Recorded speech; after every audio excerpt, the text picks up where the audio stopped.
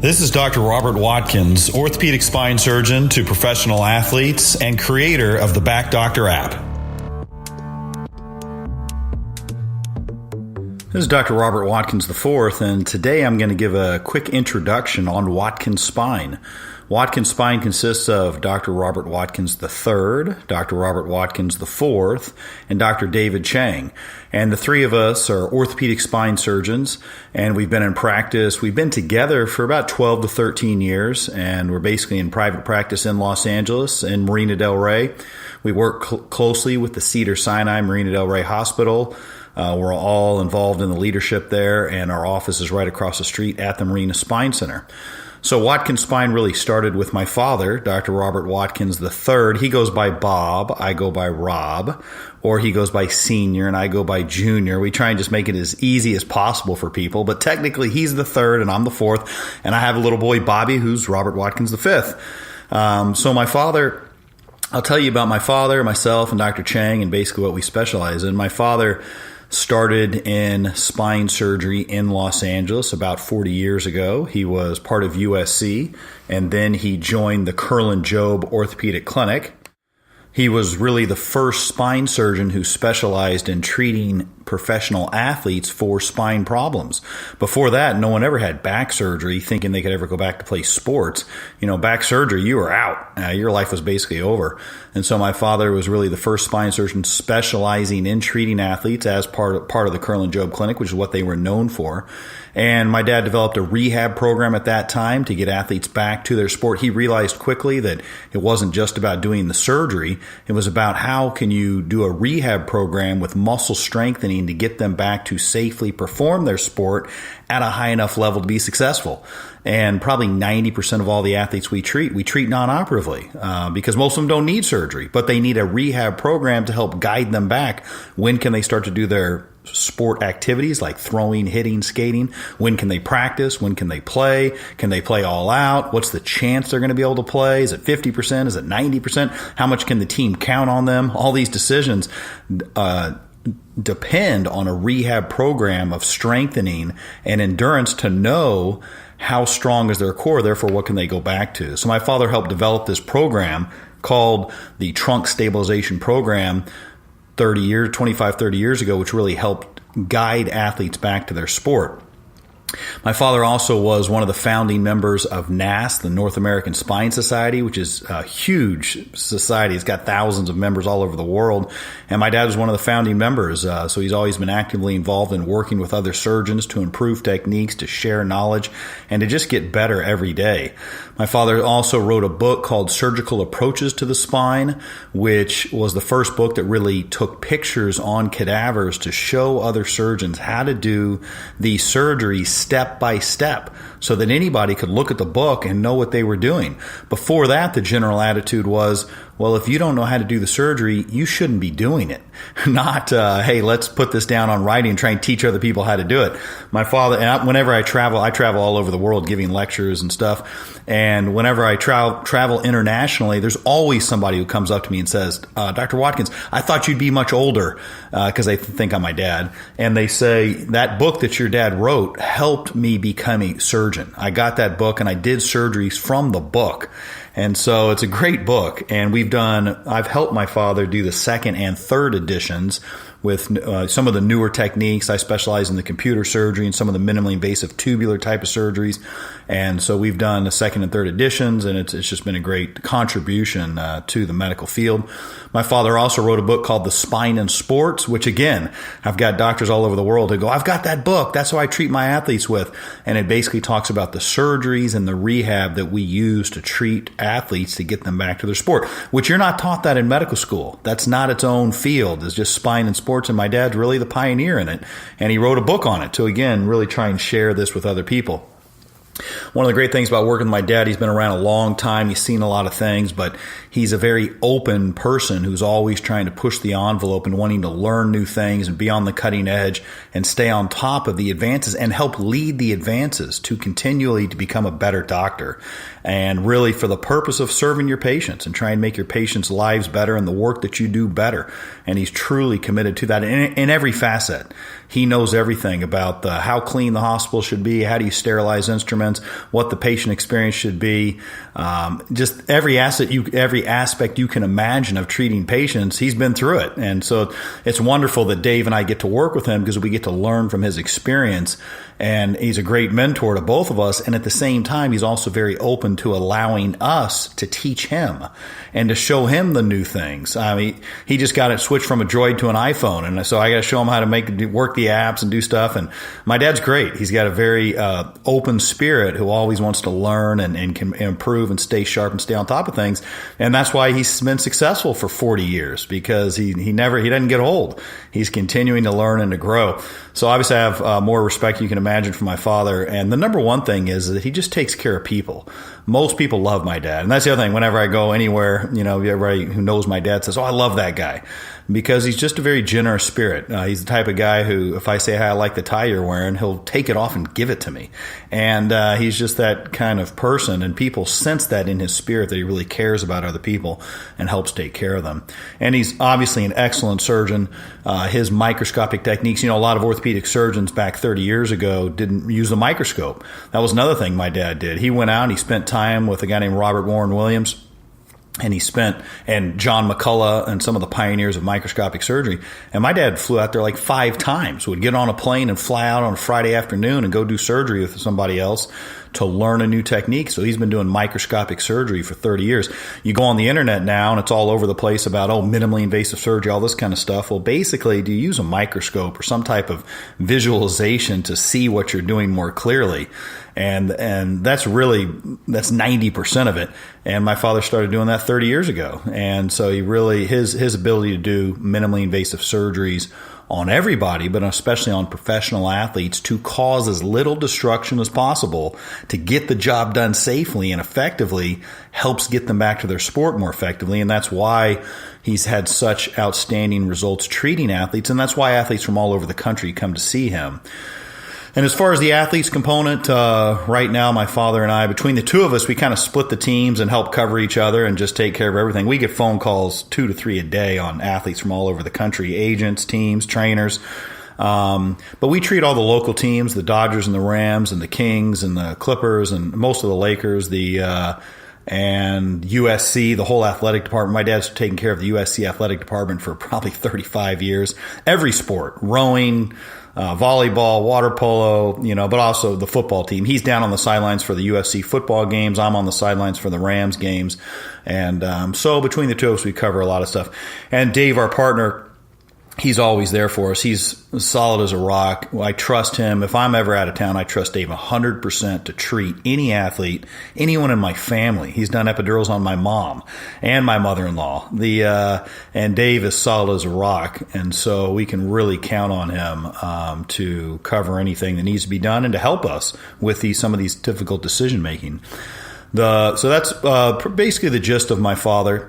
The three of us get together every Monday night and actually have a conference where we go over cases and discuss difficult cases and look at everything we do. And it's part of our quality and control check to make sure that we're thinking clearly and see if anybody has any other ideas that we haven't thought of. Because as a surgeon, you can get locked in a box doing it the same way. You have good results doing it a certain way, so you do it that way every time. And having other surgeons to say, "Hey, have you thought about this? Why don't you try that?" And to have an open, educational, intelligent discussion is really invaluable.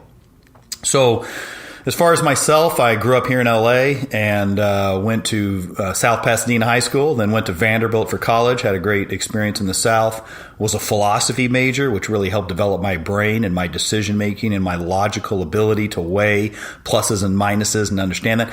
Spine surgery is not a black and white issue. It's not, oh, yes, you have to have surgery. No, you don't. Yes, you're going to make it back. No, you're not. It's a percentage game. If there's a 90% chance you're going to make it back and a 1% risk of the surgery, well, it's worth doing the surgery. If it's 50-50, well, then it's usually not worth doing the surgery. So understanding what premises are you using to make your decision, and are they accurate? And is this a logical conclusion? Taking 3 or 4 different facts, are you logically putting them together to come to your conclusion? That's what I got out of philosophy, and that's how we get successful result in surgery. It's choosing who to operate on and what surgery to do. Do the least invasive surgery that has the best chance of working with the safest outcome. And that's a decision-making process that I really learned in philosophy, and which was great. And then I went to medical school and orthopedic residency at USC. I was the student body president for a couple of years at USC, which is a great experience. Right now, I'm the vice chief of staff at the Marina Hospital. I was the chairman of the surgery department. So being involved in leadership, I do think is important. I hate going to meetings. I hate people sitting around and nobody saying what's the truth. Everybody just saying the right thing because everybody, doesn't want to pick their head up above the crowd. I can't stand that group mentality of meetings, but it's not always like that. The reality is that these big organizations and institutions are just big conglomerations of people that have to make decisions. And so everybody says, oh, it's just politics. No, it's not politics. It's human interactions, that these are tough decisions that have to be made, and somebody's got to do it. And quite honestly, I think I'm as good as anybody to help make those decisions. Again, it kind of comes back to just thinking clearly and being able to make decisions. So I'm honored and flattered when people elect me and ask me to take on certain positions. And I really take it with a high degree of seriousness, because they're tough decisions. You really got to take the time to think about them and try not to get too turned off by the politics or the meetings and all that other kind of stuff. But just realize this is human decisions we're trying to make here. Anyway, my specialty is a surgeon, computer-guided surgery. I started using computers when I first came out of training 15 years ago. That was one of the best advices my dad ever gave me. I said, what do you think I should get into, all this new technology? He said, get into computers. Find out how the computers can help us do surgeries better, safer, and faster.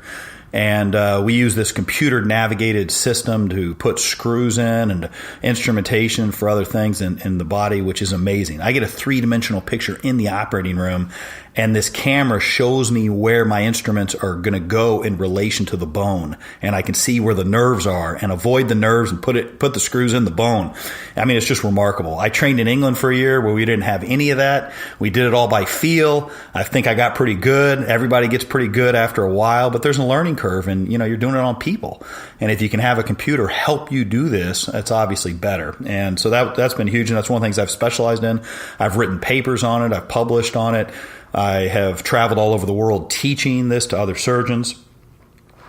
Another aspect is the minimally invasive surgery. Something I got out of my dad is always try and do the surgery through a smaller hole, less destruction, but the key is still do the job properly. Quite frankly, some surgeons just say, I do everything this minimally invasive. I do everything with a laser or through a tube, and people go home as an outpatient every time. Well, that's not right, because some people need more than that. And it's safer or more effective to do a bigger surgery to get the job done. You got to take all the pressure off the nerve without hurting the nerve. And you have to save some of the stabilizing structures. It doesn't matter if your incision's 2 millimeters big. If you take out a whole joint and burn the nerve, that's no good. So again, keeping your priorities straight of don't just be minimally invasive so that you can market it and be the guru and be the guy known for that. And I don't mean to say that disparagingly, because you also may really believe in it, where you think I got to do this minimally invasive because I really believe in it. And that's fine. That's a good attitude to have. But at the same time, you always got to be able to step back and say, is that what's best for this individual patient? And is that what I would have done on me? And that's really what we fall back on and what we think about is push the envelope, but at the same time, make sure that's best for this person, because they're going to have to live with it and you're going to live with them forever. And other things I specialize in, teaching. I've given lectures all over the world. I love to teach. I love to talk. Maybe that's why I started a podcast channel, so I could talk uninterrupted. But teaching's great. I think one of my skills and abilities is taking complex situations and breaking it down and making it simple, making it digestible, and making it where anybody can kind of understand it. Then we can be on the same page and we can make an educated decision together, because we both understand the picture as to what's going on and what's important in this situation. And ultimately, I think compassion and caring about other people is obviously a necessary trait as a doctor. My father always told me that growing up. I never wanted to be a doctor growing up. And my dad always told me, once I made the decision that I wanted to be a doctor, then my dad fully supported me, but he never pressured me. He was really smart about that. But when I said, I want to be a doctor and try and get into medical school and all that kind of stuff, he said, I was good at math and science. I could always get A's in pretty much any class I wanted to. So I was smart enough. But when I said I wanted to become a doctor, he didn't say, oh, good, you're smart, I think you can do it. What he said is, I think you'll be a great doctor because you're empathetic and you can put yourself in other people's shoes and care about them and help decide what's right for them. And it was funny because as a young kid growing up, you don't think about that. And you don't think about that's a trait that you should utilize in your future and in what career you want to go pick. And he's right, of course. As I look back, I'm 15 years into practice. If I'm tired or depressed or pessimistic about anything, and I've got to go do my job, I got to wake up on Monday and go to my job, what do I think about? I think about, I've got an opportunity today to go interact with people and to help them. And if you don't get excited and about that, well, then there's no reason to live. Because it doesn't matter how much money you have in your house and traveling and all this other kind of stuff. The bottom line is, are you contributing to the world? And are you making the world a better place? And are you finding value? And the way you find the most value for me is connecting with other people and helping them. And if I can do something, especially just with my knowledge, where I don't even operate on them, if I can talk somebody through something, help them make a decision, understand what's going on with their life, and help them make a decision that's best for them, which ultimately helps them. I mean, how cool is that? You're just doing it with thoughts and words. It's amazing. Much less doing surgery. I mean, surgeries, you can't even believe how awesome that is. Somebody comes in with burning, ridiculous arm or leg pain. They can't even see straight. And you do a little microscopic surgery that takes 45 minutes, and they wake up and the pain is gone, and you can see it in their face. This distress that was affecting their whole personality and their relationships and everything else in their job. And then all of a sudden, it's like this alien had taken over 50% of their body. And all of a sudden they wake up and it's gone. And you can see the relief on their face is so awesome. And it's kind of like a woman once she gives birth to a baby. Any doctor, anybody who ever has been in the room, and you see that she goes from agony from the labor to complete elation where she's just floating, is so wonderful. And we get to do that on a weekly basis. Every Tuesday and Thursday we operate. And they don't always go well. Sometimes you have complications. People still have pain. And that's where you got to be resilient. You got to be tough. You got to show up to work every second of every day and put the past behind you and help each person in front of you the best you can. So it's a highly rewarding job for that. So enough about me. Like I said, it is my podcast. I guess I get to talk as much as I want. But the third person is Dr. Chang, Dave Chang. He's originally from New Jersey and went to Princeton, trained in New York, and came back, did his fellowship with us. And Dave is so awesome. Like I said, I've met a lot of men in my life. I know some who are very ego-driven and they go out and kick ass in the world and they accomplish amazing things. I know men of every size and shape and disposition. And Dave is so solid. He's such an excellent doctor where his priorities are so grounded. He's not striving to take over the world and to dominate other people. He literally wants to do the right thing, wants to be great at what he does, and wants to help other people. And he's so solid about that as a partner, you couldn't ask for anything else as a partner. You can think about it. I'd marry the guy if I could. A partner in any business, anything you do in life, what do you want? You want somebody who's dependable, who cares about other people, who does the right thing, and who's smart. And he's also an excellent surgeon. I mean, we operate together every Tuesday and Thursday, the three of us with Shawn Bond, who's our PA. We all operate together. And so my father or Dr. Chang assists me in every case. And I can honestly tell you, I'd have Dave assist me or my dad. It doesn't matter. They're both equally as good. And if I'm not there, I feel like Dave can fill in for me and assist my dad just as well as I can. And I really have that much confidence in him and have lived with him for 12 years. And he's just outstanding. So he's a really solid guy. He's smart. Obviously, he went to Princeton and is very smart and helps. He doesn't take things for granted. I'll kind of throw something out there and say, well, this is how it is. And maybe I'm tired and I just think this is the answer. And Dave never takes it as a given. If I say something, even if I try and say it, with a lot of confidence and then walk out of the room, Dave doesn't take it as a given. He thinks about it, he questions it, and then he tracks me down and he gives me his rebuttal. Well, what about this and what about that? And, I love that because it keeps your brain sharp. You got to have people who don't take things for granted. They're challenging you and questioning you all the time. And what's the purpose and what's the goal? It's not an ego battle between us. The goal is to come up with the right answer and to be the best we can be. And so we're always challenging each other. We work all the time as to how can we make each surgery as good as possible. It comes from how do you set up the bovie and the suction and the lighting and the timing. And we're always working to make it more efficient and to make it better and safer and reproducible every time. So having Dave as a similar age and energy level, we're doing that all the time, always trying to make things better. And we go out and test out new materials.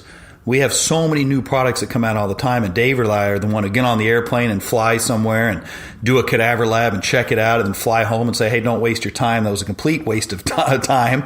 Or we say, hey, this was really cool. Let's have them come back and let's check it all out together now.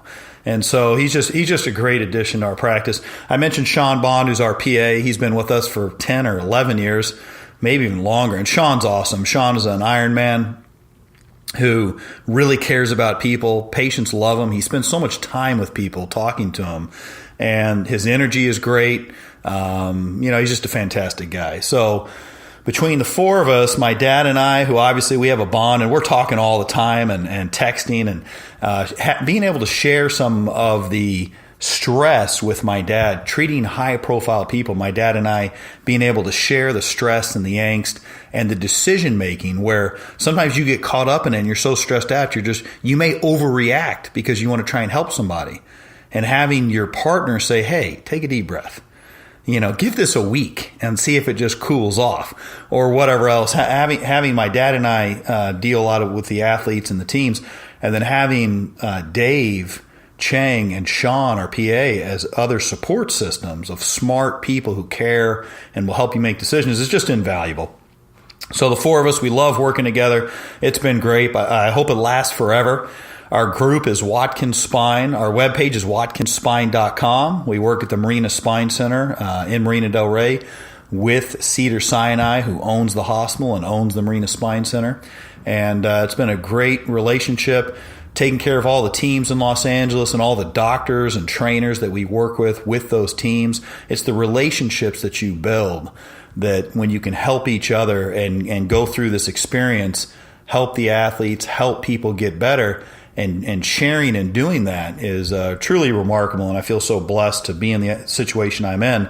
If you have any questions, please reach out to us anytime. You can also email me directly at robertwatkinsmd@yahoo.com or go to watkinsspine.com. Thank you very much.